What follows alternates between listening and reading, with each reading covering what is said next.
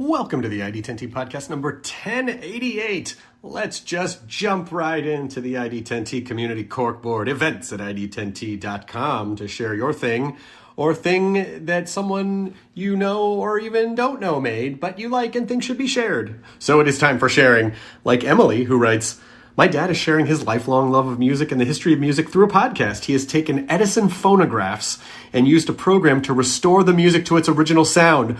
That is an amazing idea, Emily. That is an incredible idea.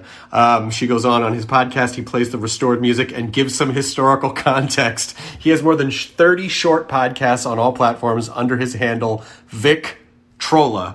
So he's split up the name Victrola into like a first and last name, Vic, V-I-C, Trolla, Trolla. That is such a great idea. Oh my gosh. Emily, I'm going to check that out. I really want to hear the restored phonograph recordings. Thank you so much. And thank you to your dad. Give him a high five from me in the ID10T community. ID10T community corkboard is events at ID10T.com.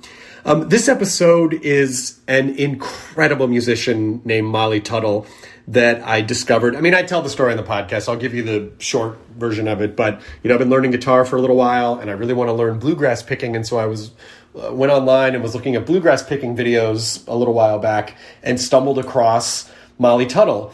And she is one of the most incredible finger pickers I've seen. Like, she's basically taken some banjo skills and ported them over to guitar. And I've learned so much just from watching her videos. She's a great teacher, but also an incredible musician. I immediately bought her album, which is called When You're Ready. That was from 2019, which just has a bunch of really wonderful, beautiful music on it. And she has just released a new album. In quarantine, she decided to put together an album of covers called But I'd Rather Be With You, which is out now. It is out now, and it's a fantastic collection of a lot of different styles of music all together on one album. So she's covering The National, Rolling Stones, FKA Twigs, Rancid, Grateful Dead, Yeah Yeahs, Cat Stevens, Harry Styles. Like, it's just and it's all kind of bluegrass style. So Molly Tuttle is a phenomenal musician, an incredible teacher, and also a really inspirational person. If you go to her website, mollytuttlemusic.com, that's Tuttle, Tuttle, you can read about her story, or you can listen to it on the podcast. But such an enjoyable chat, and we had reached out to her representatives because I was just such a huge fan of her work, and I'm so glad she agreed to do the podcast. And I cannot recommend her videos and her music to you enough. This is the ID10T podcast number 1088 with the brilliant bluegrass musician Molly Tuttle. And stick around because at the end of the podcast, she plays a song. So I'll end the pod. It sounds like the podcast is over. We kind of say goodbye on the Zoom, but then immediately it's her cover of the Rolling Stones, She's a Rainbow, is at the end of the podcast as well, just for ID10T listeners like you. All right, let us begin. Roll the thing. Initiating ID10T protocol.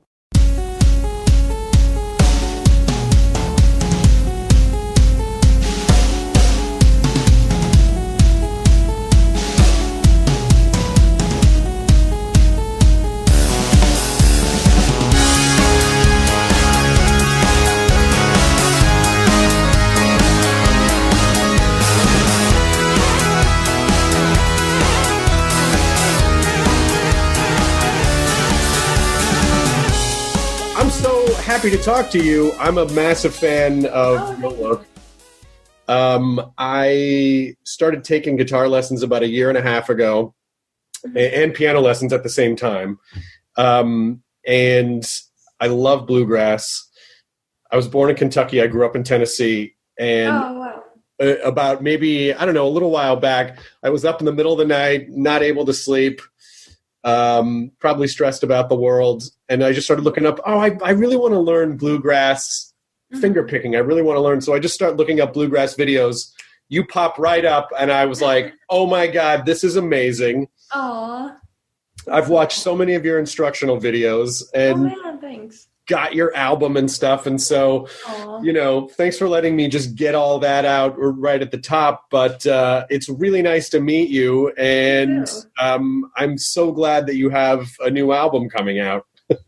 Yeah, it's been like, it's really given me something to look forward to in the midst of all of this like chaos in the world. And it's kind of been like, every time I'm getting overly stressed, I'm like, okay, I'm excited to share this music with people. Hopefully it'll help people feel better wherever they are right now. So it's been nice to have that. Honestly, if it's making you feel better, I feel like that is the residual effect, is that people will feel that, and it will then pass on to them at the same time. Yeah, I hope so. Can you just tell me a little bit? I kind of want to just find out. When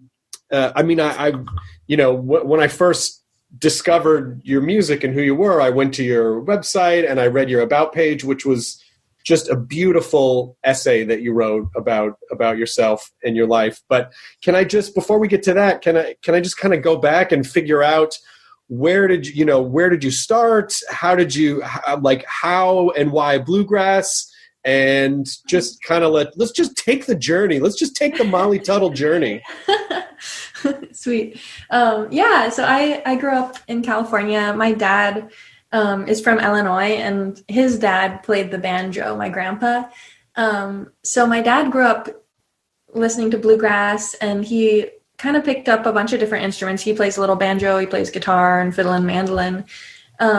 But then he decided to leave Illinois after college and move out to California. And I don't know, I think he really was into David Grisman and a lot of the more like progressive bluegrass of the time that was happening out in the Bay Area. And it just sounded like a fun place to live to him. But he didn't have ambitions of going out and being like a bluegrass musician. He was gonna pursue some other kind of work. And then he stumbled upon this music store in Palo Alto where I grew up, called Griffin Stringed Instruments. And the day he went in, he started kind of playing a banjo in there. And they were like, hey, our banjo teacher just quit. The music store has these teaching rooms where they have lessons. And they were like, why don't you start teaching banjo? Like, we need a banjo teacher here.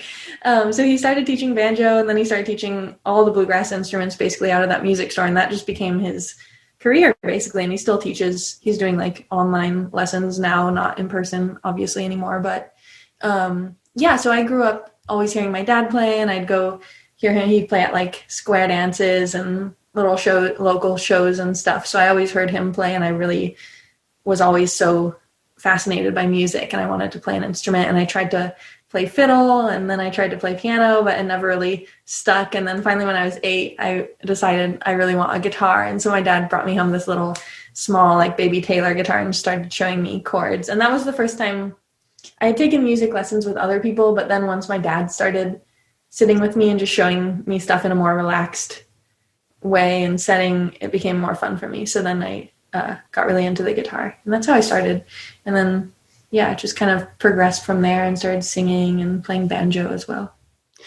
Because I have small hands, and so there are a lot of guitar chords that I cannot play, but yet I'll see. So just hearing you start as a kid, like I'll see these videos come up on Instagram because Instagram has figured out that I like piano and guitar. And I just see like these 8-year-old kids who are just ripping up piano and guitar. And I just feel like, oh, how I can't.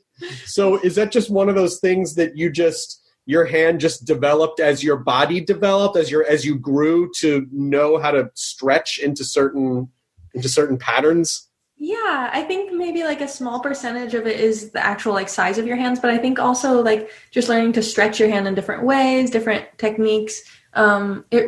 I always tell people, because I have students tell me all the time, like my hand's really small, I need like a small guitar, I can't play these chords. And I'm like, well, I think you can. It doesn't really matter that much, the size of your hand or the size of your fingers. Because like you said, you do see these little kids playing like crazy stuff all the time. I know, and I'm just like to like stretch their hands. Why am I bothering at this point? Why? Because when you're a kid, even if some of those kids never played again once they became teenagers, when you learn stuff as a little kid, it just like bakes into your muscle memory. Yeah. And I just don't have that. So I'm like learning from scratch, in my 40s. And I just kind of feel that some days I just feel like, why am I doing this? Well, I think that's cool because it's so much harder to learn. Like, as an adult, I find myself trying to learn something new and I'm immediately like, oh, I'm never going to be good at this. I feel like you have a different mindset as a kid where you're like, I can be awesome at anything. So it's really cool. I love when people dive into things as adults. I think it's really inspiring.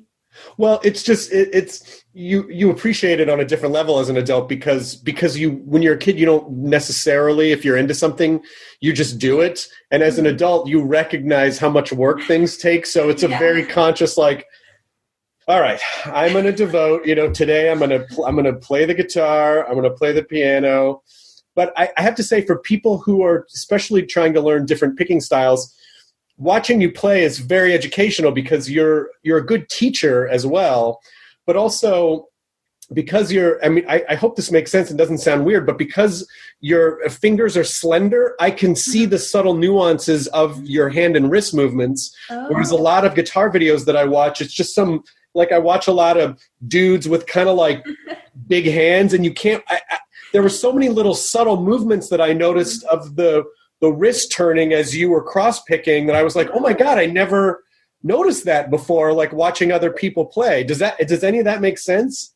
Yeah, that's interesting. I've never had someone point that out to me, but yeah, I do have like one time someone wrote a little blurb about me about like different guitar players, and they were like, she has spidery fingers. And I think like my fingers are, sometimes I get annoyed because they feel very long, but like very thin. But I think that totally makes sense, that maybe you could see more of what I'm doing. You really can. And I can see like the subtle nuances of when you're picking, like how your left hand, like just how high your fingers are coming off. And I can see I can really see the articulation, which is very helpful because when you kind of don't know what you're doing, you look at people who know what they're doing and you try to copy it. You go, okay, well, this is, this hand, when you're cross picking with your right hand, I can see that your wrist is kind of coming out a little bit as you're coming up. And I've never really noticed that before because a lot of times you're just like watching, just like dudes with long hair making YouTube videos, and it's like their whole hand is covering all the strings. And so you just miss stuff. So right. That makes sense. That's really interesting. Yeah. So you started playing guitar, and then when did you make the transition to banjo? Let's see. I started playing guitar when I was 8, and then I think I decided I wanted to play banjo when I was 10 or 11.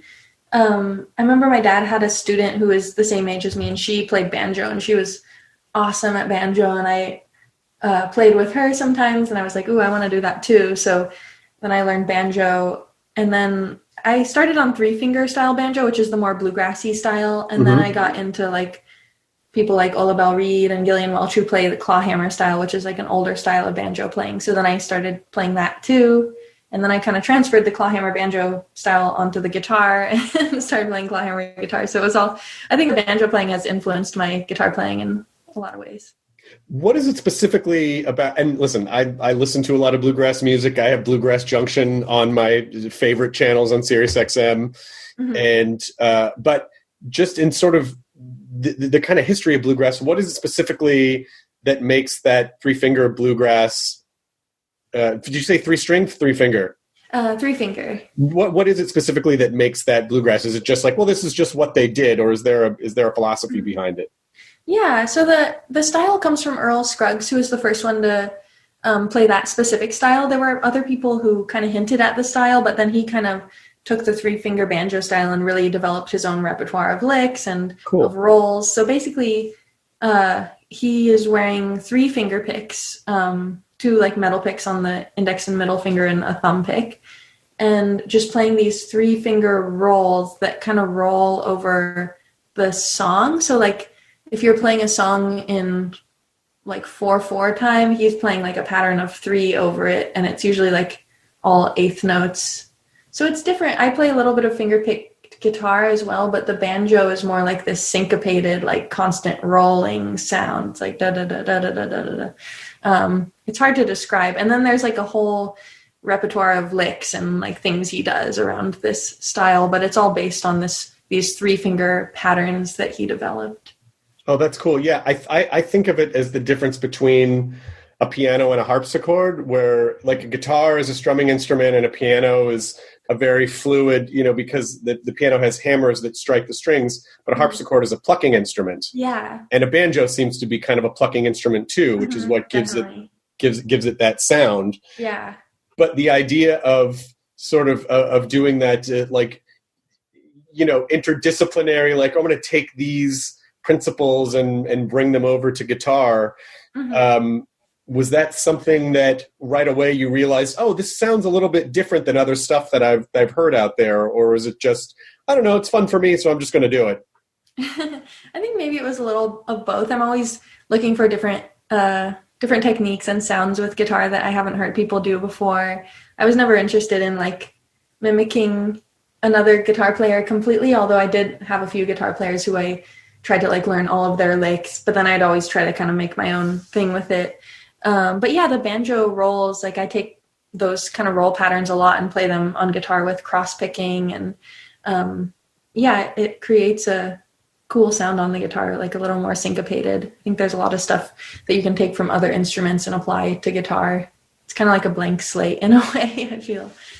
Yeah, because guitar also, it's not, you can strum it, you can pick it, it's percussive, and there are different spots on the guitar where you can create percussion, and like you said, that sort of syncopated feel, like it's a much more flexible instrument than just, G, C, D, there's so many things that you can do with it. Do you feel like, oh, there's so much, do you ever have these thoughts like, oh my gosh, there's so much more for me to explore with guitar? Do you feel like you're still on the journey? Yeah, definitely. I think like I don't have as much of a set like practice regimen where I'm always like exploring new stuff, but there's so much, especially like guitar just feels like such a versatile instrument. Like there's all the acoustic guitar stuff, but then you can get into electric guitar playing. I've been trying to do more electric playing during quarantine since I have more time, but that's like, it's a whole other technique. And there's like, you can get into pedals and stuff. And so the guitar just feels like such an endless world of possibility to me, which I think is why I've always gravitated towards it. Can we talk a little bit about bluegrass as a genre? Because I'm, like I said, I've been listening to bluegrass music for a long time. And maybe 20 years ago, I had some friends who started a band in LA, a bluegrass band called the Cousin Lovers, and they were phenomenal, just phenomenal musicians, and they all came together. And it always struck me that, I thought, oh my God, these guys are going to be so huge because they're all so talented. And one of the guys in the band said, well, our challenge is that we're not, like some of the bluegrass purists give us a little bit of shit because our themes are a little more contemporary, and it's not like some of the music we play you wouldn't call traditional bluegrass, even though it has the constituent elements of bluegrass. Yeah. But he said, but it's not like country enough to be country, and there were very modern themes with like a bluegrass. I'm not even trying to categorize it, but it was, they were always one of my favorite bands of all time. Yeah. And they said, yeah, there's like real snobbery within like some of the subsets of bluegrass about what's real bluegrass, sort of like what you were talking about, like 3-finger bluegrass versus this versus that versus, Appalachian. So can you talk a little bit about when we say bluegrass, I think maybe do people mean what they think they're saying, or is that just a too blanket of a term? Yeah, I get so annoyed at the bluegrass snobbery because it's just, it really annoys me. So many of my bluegrass heroes are like bluegrass snobs wouldn't like people. Hazel Dickens, like one of the first pioneering women of bluegrass, people said she was like too folky and her songs were too political. And it's like, and then now people are just pushing the boundaries with the genre, but there's so much pushback from like the bluegrass purists. And I'm kind of like, ready to just be like, let's retire the name bluegrass and let people just play whatever they want. Like, I like the word to describe like the early bluegrass players like Bill Monroe, Flatt and Scruggs, the Stanley Brothers, but I feel like it's become this thing of just like trying to preserve this purity in the music when everyone's really just doing different things. I don't think there are many bands that sound like the early bluegrass players right now. There's just a handful of traditional bluegrass bands.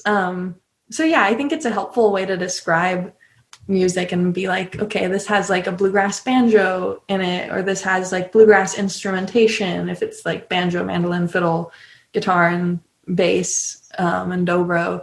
But I just get so annoyed at people trying to exclude people from bluegrass festivals or like the genre and the community as a whole, because it just feels like, I don't know, it really gets on my nerves. Well, that's where innovation is supposed to come from, right? Like you sort of build on the things that you've learned from the past, and then you innovate, by infusing your own point of view. Like your album, When You're Ready, is great. I mean, it has bluegrass elements to it, but there are contemporary themes, and it's not, I mean, and to, for someone to try to categorize it, I don't know, it just feels like, well, you could just enjoy it.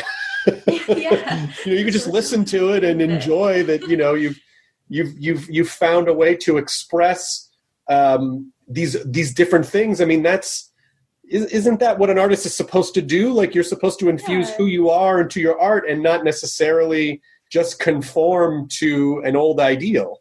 Yeah, and like that's what Bill Monroe was doing when he started the Bluegrass Boys. And he would always tell other people, like, because he had mandolin players who would want to play exactly like him, and he'd be like, okay, learn my style, but then find your own style. So I think he in some ways was wanting people to take the style and innovate, but then other times I think he would get annoyed at people for taking bluegrass too far if they like were hippies or whatever. But yeah, I just feel like the music was started by someone who was innovating and like taking stuff from different genres and different influences that he had. And so it doesn't make sense to me to now be like, well, you have to play this certain way, or like, you're not going to get to come to our festival or whatever. Well, I think I'm friends with this artist named Sarah Watkins, and Sarah is phenomenal at taking bluegrass. I mean, she's also just a straight incredible fiddle player, but also is able to take these things and sort of infuse them into like a different sound of music. And to me, it just feels like, well, in the old days of media, when there was just radio, and there were a limited, there were like 5 stations, a rock station, a this station, a classical station. Maybe it mattered more then, but now it just feels like you have the internet and there's satellite radio. Like, yeah. Do you feel how do you feel as an artist? Like, do you feel it's important to kind of have an overall vibe so that people know how to categorize and where to play your music? Or you just feel like, no, it doesn't matter. I make what I make, and it just kind of finds whatever channels it finds. I mean, I'm more of like, I make what I make, but that's just for my own like personal satisfaction and like just kind of spiritually. I'm like, I want to make the music that I want to make and not have to worry about like these genres. But I think in some ways it is helpful to like fit into a category that people can understand, or at least have some way to describe your music, which I'm really bad at. That's probably helpful for like getting on Sirius radio or whatever. But yeah, I just kind of like let other people deal with that. Like my managers, you can figure this out. I'll just give you this album. But I think that's what's great though, because then I think people can fall into that trap of, obviously so many people now think of like, what's my brand? And it's like, well, yeah. maybe that's good to sort of balance that out for some of the bigger directional questions. But then if you're worried about that, would you say it's fair to say that you're doing it too much for other people and not enough for yourself?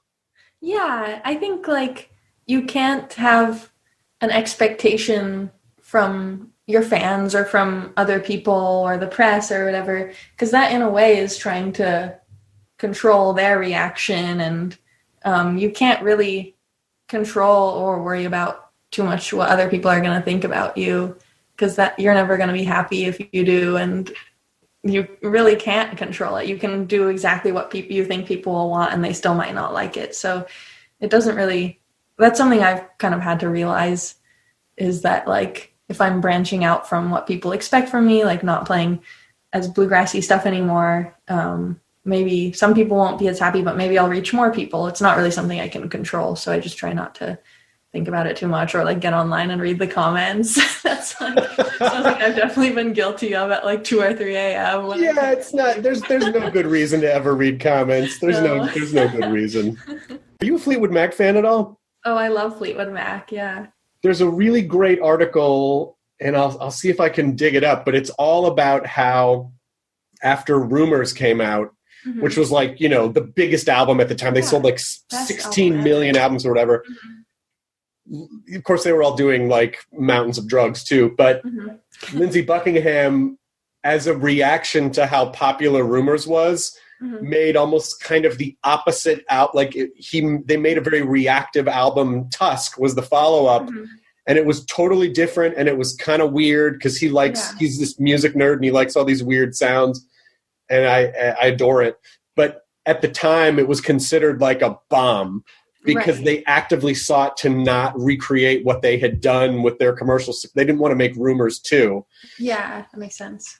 Even so, it still sold like 4 million albums, which is like mind-blowing by today's standards. Yeah. But do you think even that is like, well, but then you're still kind of worrying about like what people are thinking? Like is there a balance, do you think, when you go to make a follow-up album, like your second and third albums?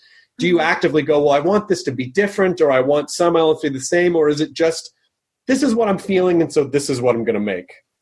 Yeah, that's a really good question, because I think sometimes I have that feeling like, oh, I want to do something way different. I need to like find a new person to work with, or like do this. And I don't know. It's like, it definitely is a balance that I don't really know if I have an answer to. But I think just like trying to clear your head and just give yourself some time to think about like, do I really want to do this? Or is it like these outside forces pressuring me to?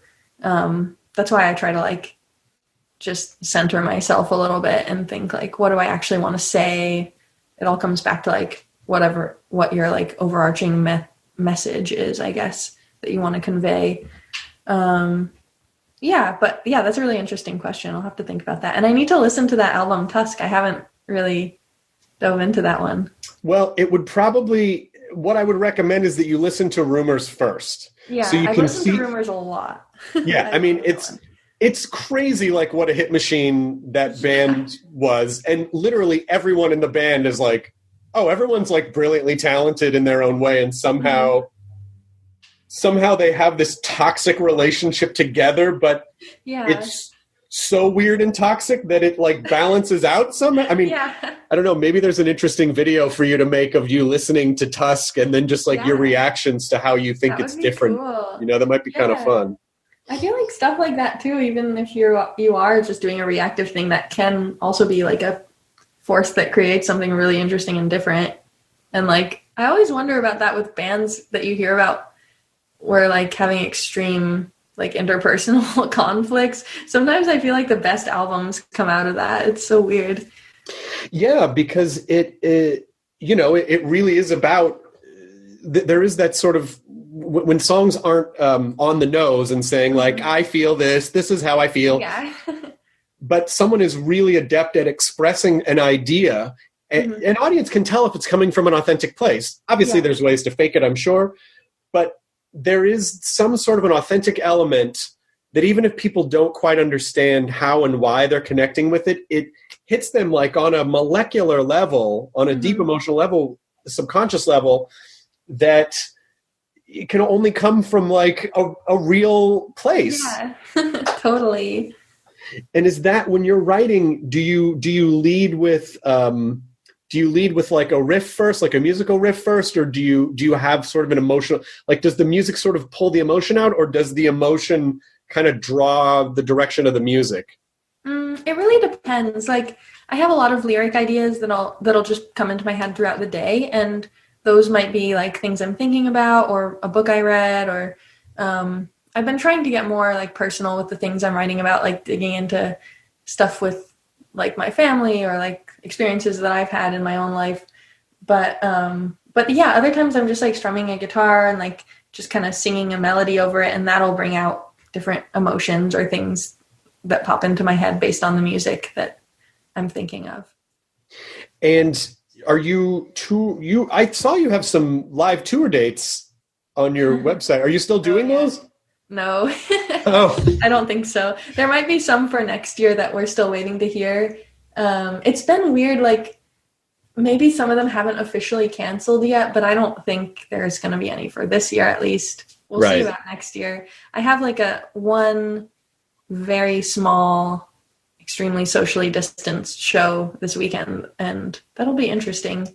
Wasn't totally sure if it was going to happen, and I guess it's happening. I think they're being really safe about it. So that'll be kind of a thrill to play for an actual audience, even though it's very small. But yeah, I don't think any shows are really happening. We'll see. You're in Nashville, right? Yeah. How is it there? It's definitely a mix. Like, I don't know what's going on. Downtown, it seems like it's a free-for-all. Like, I see pictures of bars that are packed with people not wearing masks. Like, the band's on stage. I'm just like, I feel so bad for the band.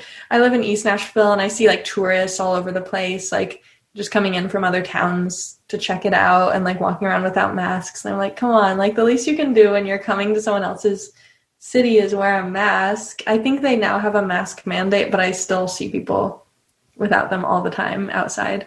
Well, I mean, look, if people are at bars, they're just not going to care as much, Yeah. And Nashville, like there's that like Vegas-y strip of Nashville. Mm-hmm. What is it? Broadway? Is it Broadway? Yeah. Mm-hmm. I was doing stand-up there maybe it was late last year, Mm-hmm. and noticed like, oh, there are like these weird tandem pedal bikes, like these pedal bars where people are just somehow combining alcohol and aerobic exercise. Yeah. And it just feels like a bad idea at the get-go. Are those still happening? Yeah, they call those pedal taverns. And I had to like drive around downtown to get somewhere the other day, and I got stuck behind one. I'm like, how are these still going? And everyone was like drunk. Oh. You don't even actually have to pedal. Like, they just drive you and you can like pretend to pedal, and you have to bring your own beer, apparently. I've never done one, but I've just heard. I know the inner workings of them. It's so bizarre. Like, what a weird thing to want to do. I know. Yeah, it's like I want to ride a bike, but I also want to get drunk with other people at a table. Like yeah. But they're everywhere. They're like multiple. What are they called? Pedal bars? Pedal taverns. Pedal taverns. How is that legal? I can't even know how that's. They go on the roads and they're so slow, and you like have to pass them. It's a little scary because everyone's like falling off. It's just like, oh my God. I miss Nashville. I grew up in Memphis. Oh, nice. And Nashville is just such a great, I don't know, the vibe is just, it's obviously everyone has caught on to this because, it's boomed in the last 5 years. But for you, was it really sort of just being in the community of musicians down there and just kind of being able to hang out in that vibe? What was it specifically about Nashville that drew you? Yeah, I had like just finished school in Boston, and so I was ready to move somewhere else because all my friends were, it just felt like such a transient town. Everyone was like going to college and then leaving. So I was like, I want to move to a music town and just like start touring. I want to live somewhere like more central that I can start touring out of, and somewhere with like a lot of other musicians. And Nashville just made the most sense because of the music that I play, and I already knew a lot of people there, and just so much cool stuff was happening that it really drew me there. And then I moved, and it was kind of a culture shock, but I found such an amazing community there. It's really cool. And stuff is always coming up, like, well, not really so much anymore, but there's just always cool events going on, and you get like roped into doing really awesome things that you would never expect to be doing. And is Nashville the place, like, you think like, I'm going to stay here for a long time? Or do you envision, I'll be here for a while I'm kind of developing different musical things, and then maybe someday, who knows, I'll move back to the Bay Area or out to a farm in Montana. Like, have you thought about any of it, something like that? Yeah, I'm like always thinking about moving away. It definitely makes sense right now, but I really miss the West Coast. So I feel like I have a different city that I want to move to on the West Coast all the time. For a while I was like, I want to move to Portland. And then I was like, I'd probably want more like music stuff going on. So then I was thinking LA eventually, but I'm sure I'll stay in Nashville for a while longer and then eventually move somewhere else. It hasn't ever felt like this is my forever place. I'd probably always want to spend some time here if I could, but yeah.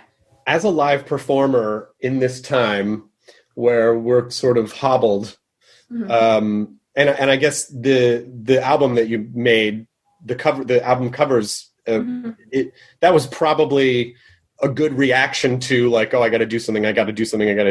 But when you're sort of looking down the pipeline at like, oh yeah, there's probably not going to be any more shows this year. Who really knows? What do you do like to satisfy that kind of live performance thing? Are you going to do Zoom shows? Are you going to just like hibernate? Like what do you feel like is going to help you kind of scratch that live performance itch? I've been doing like online shows, live streams. I'm doing one for the album release that I'm excited about because it's at a photography studio that I've taken some photos at before, and we're gonna like, it has a real stage and we're gonna use a mic, which is like so exciting for me to get to sing into a mic again. Like now I feel like any level of performing, I don't need an audience. If I can like hear myself back in a monitor, I'm like, this is amazing. So yeah, that'll be fun. I think just probably still stuff like that, live streams. People have been getting more creative with them. I did one at the Grand Ole Opry a week or two ago that was fun. There was no audience and it was like in the huge Opry. Oh, wow. And everyone was like wearing masks and socially distanced. And that was really fun though. It was fun to just get to play a show. So I feel like, I don't know, right now I'll take anything. Basically. Yeah. I do like the live streams because, well, not ones like that, but the ones I do at home just from my computer or whatever, you can see the comments, and that's different for me. I don't normally obviously get like that much reaction from the audience in comments and get to see questions or requests. So that's been pretty fun. I'll probably just keep doing stuff like that for the time being. I'm always fascinated by musicians because I feel like I can't, I have friends who are doing stand-up shows via Zoom, but I just don't feel it because I sort of think, no, it's about forming a relationship with the audience. You work with them to form this little temporary community for, 90 minutes or whatever. And I often think like, oh, if I were a musician, I could just play my songs. I wouldn't necessarily need people to be there. Am I flawed in that thinking? Do you feel like you could, as long as people are listening, but you don't necessarily have to hear them reacting, is that okay with you? Or do you really crave that, like that live person interaction? Yeah, I find it weird. The weirdest part is just like, I can play a song and I feel fine playing the song. But then after the song ends and I'm just like, it's like dead silence. I'm like, what do I say? You're kind of like pretending people are there and like talking at them, but you can't see them. The like in between songs part is the weirdest. And it's less weird when I'm home and can see the comments, but when I'm playing a live stream where I can't see comments and can't see any people, that's the weirdest for me. Mainly just like the talking. This is so weird. I'm like pretending to talk to people. Just that last note rings out and then you just, okay. It's so awkward. Yeah. I'm always like, thank you. You've been great. Yeah. That's a great audience. I have no idea if anyone is listening. Who's ready to rock? I don't know. What city is everyone in? Yeah. Such a strange. Well, that's why I think, I think there will be this combination when we're able to do live shows again of, holy shit, these shows are going to be like electric because people are just so hungry to be out in a group together again. But I wonder how much residual like PTSD, agoraphobia is going to be there too. If some people if they're going to be like a little reserved, I think there'll be a little bit of a transition period, but we'll fall back into it somehow. I don't know. We need to. And I can't imagine like with stand-up comedy too, because you really rely on that for timing. Must be so much weirder than. Well, I haven't done any of the Zoom shows yet because I feel like, well, you're really just doing a monologue. Or a friend of mine said, oh, it feels like when we used to do open mics and there might be 4 people in the room and you just, oh man, you just get off stage sweaty and you're like, well, I got through it. It's like, it's like that feeling. Yeah. It's going to be so interesting to see what happens when we can start playing again. But I think that's why it's important to do what you're doing, which is still find a way to express, still find a way to connect with people, however you can, because those are sort of like the oxygen bubbles that will keep you going, so you don't just fold inward. Yeah, definitely. I would love to talk about. Is it all right if we talk about your About page on your website? Sure. Yeah. It was just not at all what I expected to read when I was like, oh, Molly Tuttle, I want to see, where's she from? And I start reading this page and I go, this is incredible. Oh, was it the alopecia one? It was the alopecia post about, when you were 3 being diagnosed with alopecia areata and then discovering that it was the universalis, where it's basically like, and you started losing hair at a very young age, and just your journey with it. And where it lands at the end, and I really encourage people to read it. It's mollytuttlemusic.com. Just go to the About page because it's a very empowering and important message about embracing who you are and being comfortable with who you are. And so do you mind just sort of talking through it a little bit for people? Because it's a really incredible story.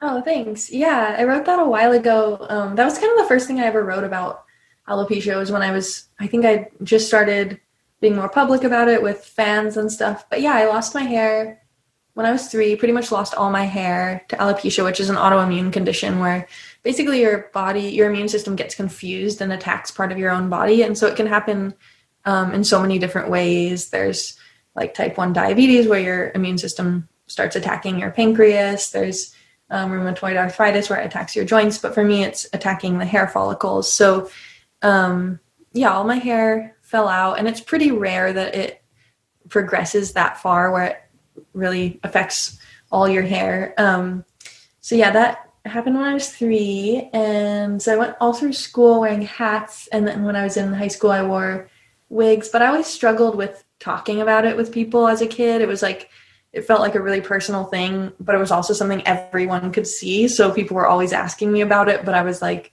not really comfortable sharing it at such an early age. I didn't really know how to explain it to even adults would ask me about it. And I'm just like this 5-year-old, I don't know. Right. It's just this thing. It was definitely a weird experience growing up, but I always had really supportive family and friends.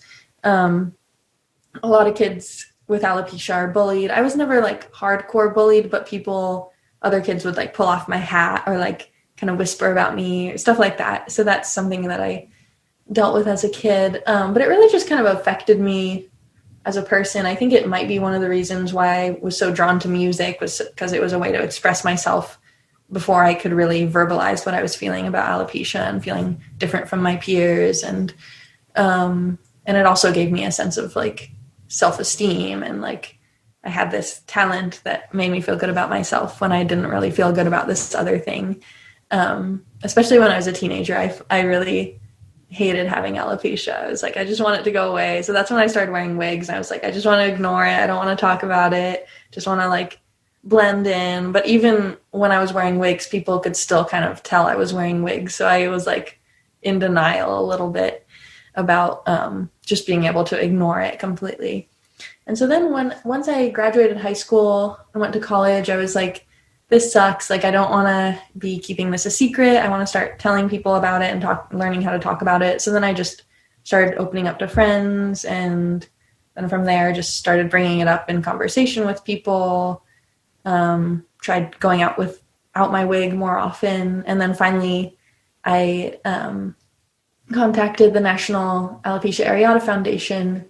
And they had really helped me as a little kid. I went to this conference that they have every year, and you get to be around other people who have alopecia, which is really not very common. I'll see other people with alopecia every now and then, but usually it's just passing and you might like give them the alopecia nod and be like, I know you have alopecia too, but you don't like usually get to hang out with like a whole group of people with alopecia. So that was something I loved as a kid. So then I contacted them again and I'm like, hey, like I have alopecia. I used to go to the conference. If you ever want me to come and play music, I would love to. And they were super cool and were like, you should come out this year and play at our conference. So I did. And that's when I made the post publicly about it. And I remember I just posted, I had my friend Caitlin come over and take some pictures of me without my wig. And then I posted one of them and I just explained what alopecia was. I was like, I just want to be public about this. I think I was like early 20s, 22 or 23. And yeah, I did that and then turned my phone off and flew to the conference. And I was like afraid to look at it. But then everyone was so supportive. It was such a relief. And then I got to have this awesome weekend with other people with alopecia. So that was really the beginning of feeling like I accepted myself. And I saw like people who didn't have any hair and looked like me who were so confident and like loved not having hair. And some of them wore wigs for fun and some of them didn't wear wigs. Some of them wore wigs all the time. And it was just cool to see how everyone had their own path with it. And everyone had come to accept it or even not accept it, but kind of like didn't let it get in the way of them being happy, I guess. So that was really healing for me. And then I went back. I've been back the last few years. This year I was supposed to give the like closing speech, which was going to be really exciting for me, but then the conference didn't happen because of COVID. But that's been super rewarding, is just using that as a platform to hopefully help other people with whatever they're dealing with and just feel more comfortable in their skin. And I feel like just by doing that and having that relationship with my fans, it's been really super helpful for me. And now I look at it as like this awesome thing that happened to me that lets me share that with other people. That's really incredible because it weirdly is parallel to your journey as an artist too, mm-hmm. where when you're young, it's we were talking about bluegrass and conformity, or with something like alopecia or something else that someone's experiencing when they're young that mm-hmm. they feel makes them different. And when you're young, you just want to conform because you just want to fit in and you just want to feel. And then, but at a certain point, realizing like, no, I'm this thing that I've been thinking, is different and kind of mm-hmm. strange is actually the empowering thing that makes me unique and that makes me special. And it's like, I guess, would you say it's similar to sort of like finding your voice and being strong about your own artistic voice as well? Do you see parallels between those? Definitely. I think it's always been really tied to that. Like, and now I feel more confident than I ever had with my alopecia, but I also feel more confident than ever with like saying what I want to say with my music. And I feel like I'm finally at the point where with my next album, I want to dig into these topics that I've experienced through alopecia or just through feeling different. So yeah, I think those two have always paralleled themselves, just overall feeling confident in myself with music and with alopecia. For people who are maybe in the sort of nascent stages of struggling with mm-hmm. something similar, what would you say to help like flip the switch to help them to discover and realize and embrace, that in sort of that kind of awakening that you had with it? What would you say, like what advice would you give to other people? I'd just say like wherever you are, that's totally okay. Everyone has to go through every stage. Don't beat yourself up because you aren't accepting yourself. Like I wear a wig a lot of the time, but I'm not going to beat myself up for that because I know that that's just part of who I am right now, and maybe it'll change. But it's kind of like you don't have to love yourself or even like yourself immediately, but you can accept where you are and not feel bad about it. And that can be a real act of confidence too, is saying, hey, I don't feel comfortable telling this person about my alopecia. I don't feel comfortable going to the gym without my wig. I don't feel comfortable doing this yet, but I want to work on it. And I think the tools to help yourself feel better would be like finding a community. That was really big for me. Maybe seeking a therapist or mm-hmm. talking to a friend about it, or even taking the initial leap of faith and posting a picture without your wig or going out without your wig. But it's all cumulative and it's all baby steps. So you definitely have to get out of your comfort zone and don't get too complacent with it if you want to reach another level of acceptance, but also you don't have to like beat yourself up because you're not where you want to be. That's a really great way to put it too. That sort of incremental change, because I think we want everything to sort of be simple and cinematic, where it's just like, oh, I have one quick 2-minute montage and now everything's different, or I feel this way, it's like, well, just try to do little bits each day. Yeah. And sometimes you will do something and find that it's like, whoa, my whole perspective has changed. Like for me, that was going to the conference, but then other times you might just like wear your wig and walk around your neighborhood and feel weird about it and self-conscious. But then the next day feel more comfortable doing that. Right. Yeah. And also really understanding that time moves so fast. I know that the last 5 months have felt like one long weird day. I just keep saying like every day's Wednesday, but we're already almost in the fall. Like I was looking at my calendar. I'm like, Labor Day, what the, it's crazy. So you think about, if you started something at the beginning of the quarantine and just took little steps each day, whether it was a philosophical shift that you were looking for, or recording an album, or studying music, or studying a language, whatever, anything, the cumulative effect of regular kind of checking in and activity over the course of 5, 6, 7 months, 8 months, 9 months, it can be pretty astonishing. It can be pretty surprising, like what you can achieve in a seemingly short amount of time. Yeah. For me, I've been like, with alopecia specifically, the quarantine has been kind of interesting for that, because I've had the time to try out like ordering different wigs, and I've like worn my wig a lot less because I'm less in the public eye. I just have been like going to the store without it, going out, and I feel like I've made so much progress that I wasn't even like aware of, just with feeling comfortable. So now when I feel like when I go back out on the road, I'll finally be at a point where maybe I'll not wear a wig for a show, wear a wig for the next show, wear like a crazy wig for a show. And that's been something I've always wanted to do. So. Oh, that's fantastic. I'm glad you're already thinking about like what's next, because it can be so easy with this thing that we're in to just, you throw up your hands and go, oh my God, I don't know. What does anything mean? We're never going to. Between that and feeling hopeful, I'm like, maybe I'll never play anything again.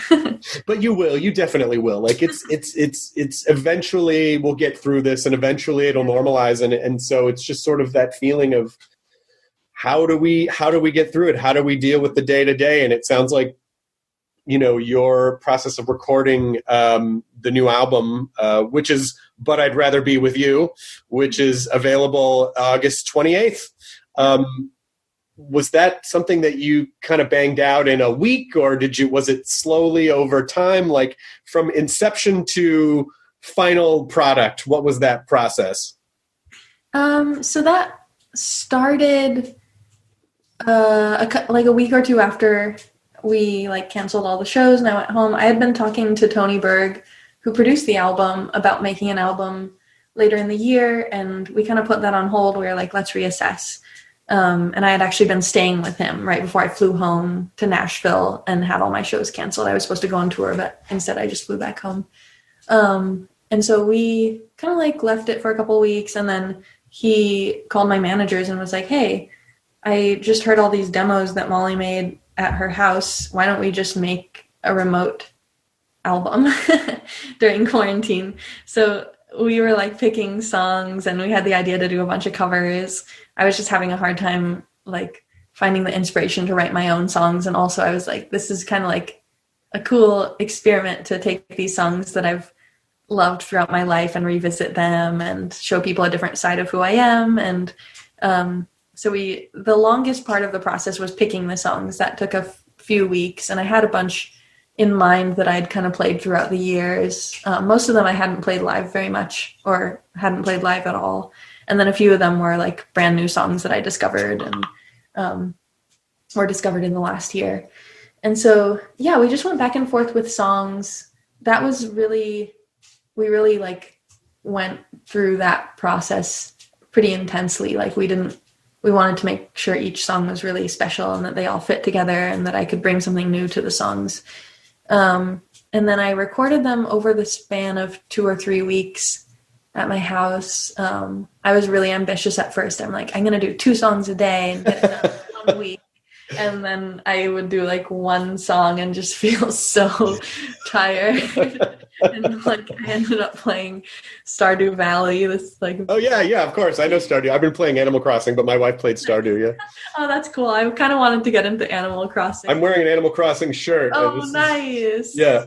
That's Yeah, awesome. this is the musician. There's a little dog named KK Slider, and he plays songs he shows up and plays songs in the game. And so yeah, I thought it was an appropriate shirt for a musical podcast. Yeah, I'm afraid to get Animal Crossing. I played Stardew while I was recording the album because it was such a nice balance. I was like, I'd feel so intense, and it was really hard to learn how to use Pro Tools and like set up everything myself. I'm used to having like engineers helping me.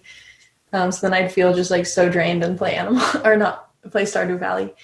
So that took me, I ended up doing like one song a day. It took me like 2 weeks, and then we went back and like redid parts on a few of them. So altogether my part took like 3 weeks, I think. I've only heard the Rancid cover, Olympia, Washington, which is phenomenal. And what I love about the songs that you chose is that it's obvious that these were all, because they're not the most obvious songs by the different bands. They're really specific songs.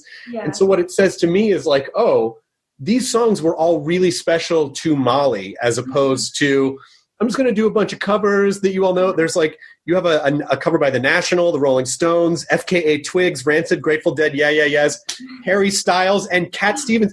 Like, it's such a great, did I leave any? Arthur Russell and Karen Dalton. And what's so wonderful about it is, and maybe this just is because I'm an older person, but again, that idea, like we were talking about earlier, is like music used to really be in specific lanes, genres. And then in the last 15 years, we've really sort of realized, like, no, people listen to all sorts of stuff. And we're sort of like, we're like a playlist culture now. Yeah.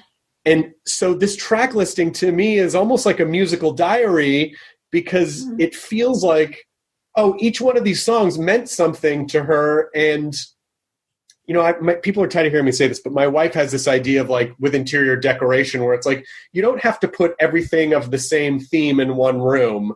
You put the things that are meaningful to you, and then you are the glue that like holds them all together. Yeah. Would you say that is an accurate appraisal of this album? Yeah, definitely. I think the only real theme is just that these songs are all meaningful to me, and have brought, like, each one I have a specific memory, and like I can remember hearing it and going through something or having an awesome experience or covering it in a certain way. Like the Rancid one I played when I was in like 7th grade with my rock band, and then I remembered it this last year because I played in Olympia, Washington. And I went back to it. I'm like, oh, this is like a folk song. It's like 3 chords, and it's so fun. And it became one of my favorite songs to play. And so, yeah, it's just like, I guess I was at certain points in choosing the songs, I like was trying to force a theme on it. Like, I want to do all this type of song, or I want to do like songs that everyone will know and be able to sing along to. But that just never could materialize, and then ended up just going with all these songs that are really special to me, because those are the ones I love playing the most. Covers can be tricky because sometimes a band will cover a song and it just feels like, oh, you're just doing karaoke. You know what I mean? Or you're just doing the song. It just sounds like this. What I mean by karaoke is like, it just sounds like the original version. Exactly. But you, especially with the Rancid song, and one of the things that I love about like a bluegrass influence is bluegrass really seems to draw out the sort of the different tones of a song, and you draw out the musicality. And I was a big Rancid fan, but you draw out this musicality. It's like, oh, this is actually a really pretty song in a way that I hadn't realized before, just because the way that they presented it just felt more hardcore, and you've presented in this way that's like, this is a really lovely song. Yeah, it's such a beautiful song. And yeah, like, it's how I kind of just instantly started playing it, but then listening back to their version, which I love so much, I'm like, wow, that is like a lot different, I guess, just because of my style. And so that was like what we tried to do with the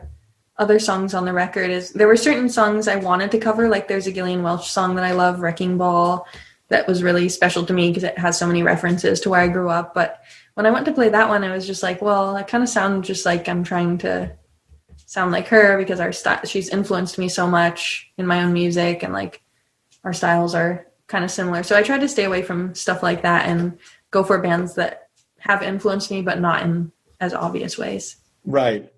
And how do you, like, it feels like, because this all came together relatively quickly, particularly for an album, are you excited? Are you nervous? Do you have any feelings? Is it, it's just, this podcast will go up on the 25th, and then 3 days later the album comes, it'll just be out.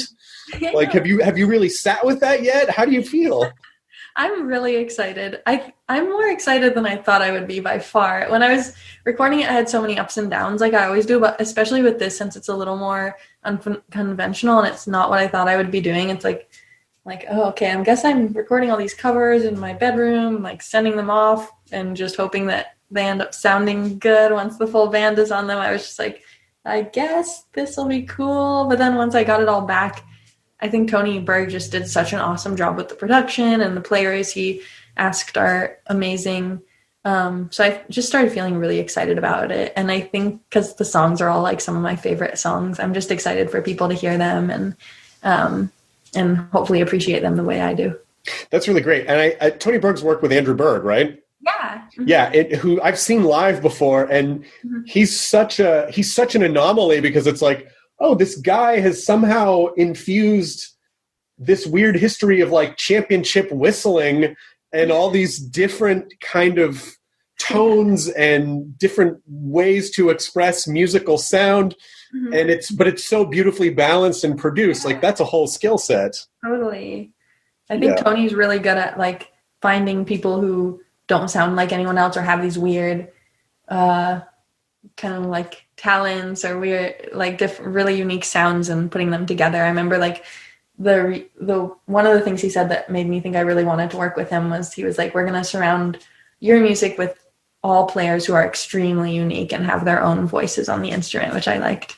That's fantastic. It sounds like he's really adept as a producer at drawing out the artist and playing to those strengths. Yeah. I really loved that about working with him. Can I ask you a couple of guitar questions? Totally. So, piano I understand better than guitar. Mm-hmm. It's very linear to me. You know, both hands pretty much, they do very similar things. It's all laid out on the keys. Guitar, I have a very difficult time, and this is for anyone else who's learning guitar too, I have a very difficult time envisioning the fretboard without really having to stop and think about it. Mm-hmm. With piano, I know what to sit down and practice because I have exercises, I have classical music, so I know exactly, I'll sit down and I'll practice this. I find that I practice piano more, but for people who are struggling to learn guitar, I'll pick up my guitar and I go, I don't know what the hell I'm supposed to be playing right now. I guess I'll just do some scales, you know? I have no idea, like, and I have a great, you know, like I have a guy that I work with like once a month on FaceTime, and he's great. Shout out to Matt. But but I don't know what to do with a guitar most of the time. Do I have a fundamental, am I fundamentally flawed in the way I'm seeing it? No. Like, okay. Everyone is confused by guitar. I remember like at Berkeley, even like the teachers would be like, yeah, guitar makes no sense. It's all like tuned in fourths, but then like the B string is a third. And then it's like the shapes.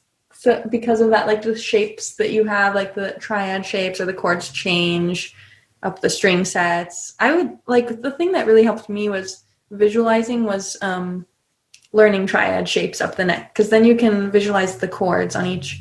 So like learning a G chord on the top 3 strings all the way up and down the neck in different inversions, and doing that on the strings getting lower and lower. And then you can like then learn the notes, like, oh, here's the G note on this string, here's the G note on this string, going through all the strings and doing that. One thing I used to do is just do that through the circle of fifths, like start with just the notes, finding a G note, and then make a little 3-note chord and do that through every key up and down the neck on each string set. Doing those drills just like for months helped me a little bit be able to visualize the fretboard. And then it becomes more ingrained in your head. But I found no matter how far you get with it, the guitar fingerboard is always going to be kind of mysterious. It really is comforting to hear even you say that, because I really encourage people to search for any of your videos where you're playing online, because your hands, they move fast, but they're so graceful at the same time. And it's really beautiful to watch you play. Like your playing is just like, it's beautiful to watch because it's like, oh yeah, that's how a guitar is supposed to be played. It seems like from a spectator's point of view that the guitar is really just an extension for you. It's just another limb that you know how to articulate. And for me, it just feels like it's just like a drum that I just kind of slap my hands on. I don't know what I'm doing most of the time. Does it feel that way to you at all when you're playing? Sometimes it depends. I think like when I'm really stretching myself to play new stuff or like play over songs that aren't in like my wheelhouse, then it does feel like I'm just like, oh, what am I doing? But most of the time when I'm playing like my songs or playing bluegrass songs or songs that I'm comfortable with, it feels pretty good. But then I do fall back on the same stuff a lot, which I sometimes wish I was just like always coming up with new ideas and like thinking of new licks and just instantly playing them. Yeah, I think that it's hard to get to that point. But I think that's just part of the artist journey, I think, where you have to remember that you have to take time to have experiences so that you can then get new ideas to re-express those. Like you just wouldn't, it's impossible to come up with new ideas every single day. It's like, well, I don't think that's how that works. Totally. For someone who wants to learn guitar, like who's just like, you know what, I'm going to be in quarantine for a while. I've always wanted to learn guitar. What's a good place or resource for people who are listening to start? Yeah. I mean, there's so much good stuff on YouTube. I have instructional videos on YouTube and like, and on different guitar magazines. Like I think Acoustic Guitar has done some, Premier Guitar I've done stuff for. So you can check out my videos. You can check out other people's videos. A lot of people are doing now online lessons. My dad's teaching a bunch of Zoom lessons. I'm teaching some online lessons. There's different websites like ArtistWorks or Peghead Nation where you pay a monthly subscription and then you get access to a bunch of lessons that teachers have done on there. And yeah, there's so many online resources that it's kind of a good time to dive into it. This has been such a wonderful chat. I was a fan of your work before, and I'm a stronger fan of you now, and I'm so excited to see every direction that you're going to explore. I just think you're inspirational as a human being and as an artist for people who are trying to embrace who they are, understand what it is that they care about, and really not be afraid to, like you said earlier, just be comfortable in your own skin. And I think that's the most powerful place you can be as an artist, is figuring out what that is. So I really, really, really am excited to see all the things that you do from here. Oh, the last thing I wanted to ask you about was the pre-war guitars. Yeah, I love them. Is that the one? Is that one that you play a lot? Yeah, that's my main one right now. I alternate. I also have some Preston Thompson guitars that I like to play, but the pre-war I played on the whole album, and I've been mostly playing it live. It's kind of like I get used to a guitar and then I want to play it live all the time, and then I like kind of then drift off to another guitar. But my main is the pre-wars right now. The pre-wars are really interesting because I watched you play one on their website, and first of all, they're stunning guitars. They all are modeled after old guitars, but they sound fresh at the same time. They're really cool. They have a cool balance of sounding like older guitars, but then sounding like new guitars too. Are they smaller in size, sort of like the old 30s kind of parlor size guitars, or are they more standard size? They're standard size. Well, the two I have are dreadnoughts. They make different sizes, and they make some that are modeled after old Gibsons. They're super cool. Yeah, I love them. They're really like the only new guitars that I've found that sound kind of like older guitars. Got it. All right. I might have to, I love vintage guitars. I have a bunch of old guitars, but it would be nice to have one that I wasn't really afraid to play because I didn't want to mess it up. Exactly. That's why I started playing new. I had a vintage guitar at one point and then sold it because it was too stressful to join. I don't have any, even though I love old guitars. Well, I really appreciate it. Thank you so much, Molly. Take care. Have a good day. You too. Bye.